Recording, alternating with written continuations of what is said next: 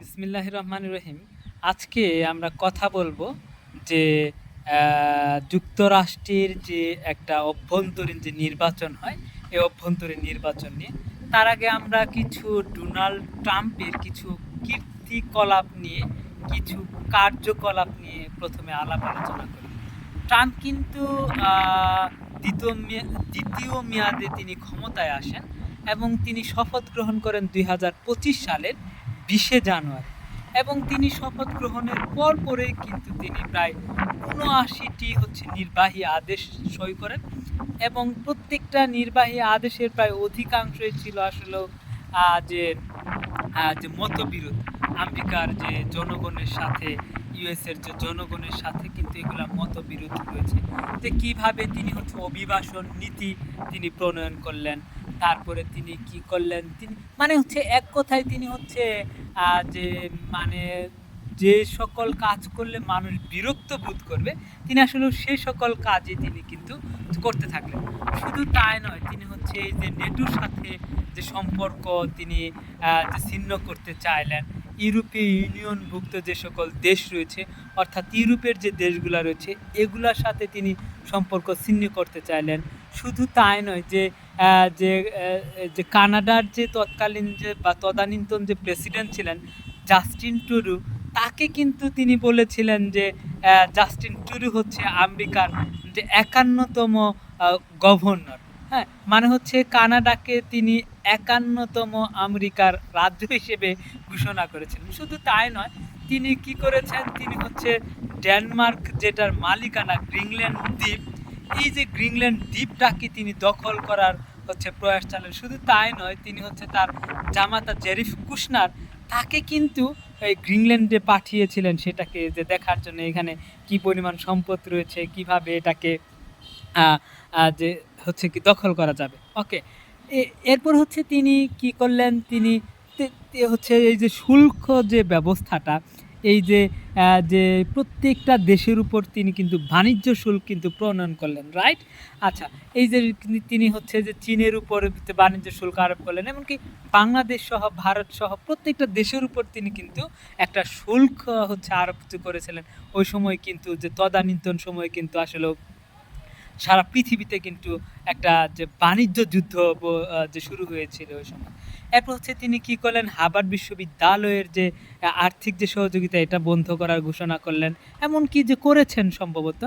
তারপর তিনি কি করলেন, যে যে যে ওয়ার্ল্ড হেলথ অর্গানাইজেশন, এটার যে একটা নির্দিষ্ট পরিমাণ তিনি যুক্তরাষ্ট্র চাঁদা দিত, সেটা এসে তিনি বন্ধ করে দিলেন।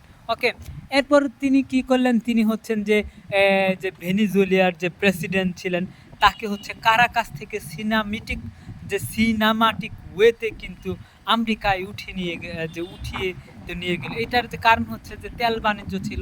ওকে, এই যে কাজগুলো যে আসলে তিনি করতে থাকলেন, এবং এই যে তার সর্বশেষ আমরা যেটা দেখলাম, তিনি ইরান, যে ইরানে যুক্তরাষ্ট্র এবং এবং ইসরায়েল, এটার সাথে মিলে কিন্তু ইরানে তারা কি করলো, অ্যাটাক চালালো, এবং তারা কিন্তু অ্যাটাক চালালো এবং সেই অ্যাটাকে কিন্তু তারা কিন্তু সাকসেসফুল হতে পারে না।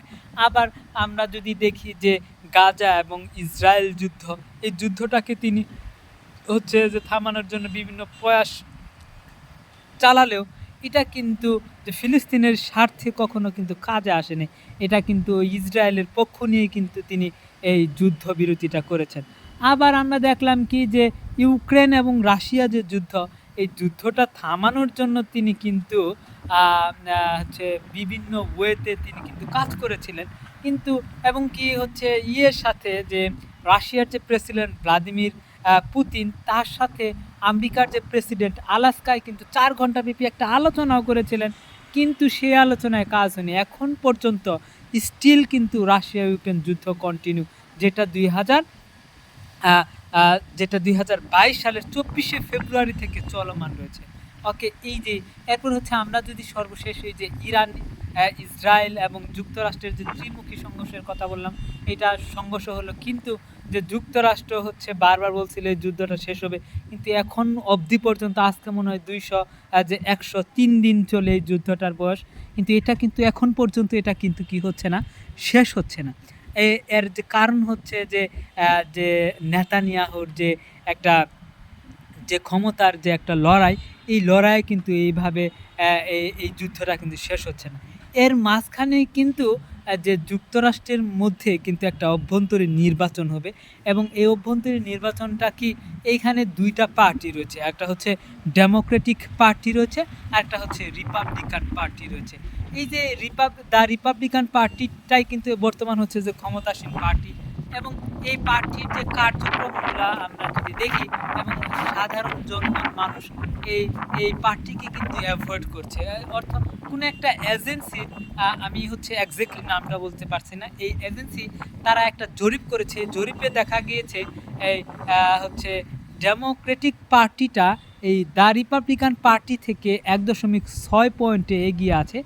অথবা আরেকটা এজেন্সি এরকমভাবে কাজ করেছে যে যেখানে যে ৫৬% আমেরিকার ৫৬% মানুষ কিন্তু আমেরিকার যে এই ডেমোক্রেটিক যে পার্টি রয়েছে, একে কিন্তু আসলে ভোট প্রদান করবে। এইখানে যদি যে যে পরাজয় ঘটে এই নির্বাচনে, তাহলে ট্রাম্পের কি ঘটে? এখানে ট্রাম্পের আসলেও কিছু ঘটবে না, কিন্তু কয়েকটা আসন তারা কিন্তু হারাতে পারে। অর্থাৎ রিপাবলিকান পার্টি কয়েকটা আসন হারাতে পারে। দ্যাটস ওয়াই এটাও একটা ইম্পর্টেন্ট একটা যে নির্বাচন, যেটা হচ্ছে এই সরকারকে আরও শক্তিশালী করবে, না হলে হচ্ছে একটু দুর্বল করে দিবে। এই হচ্ছে মধ্যবর্তী নির্বাচন। Thank you. সালাম আলাইকুম।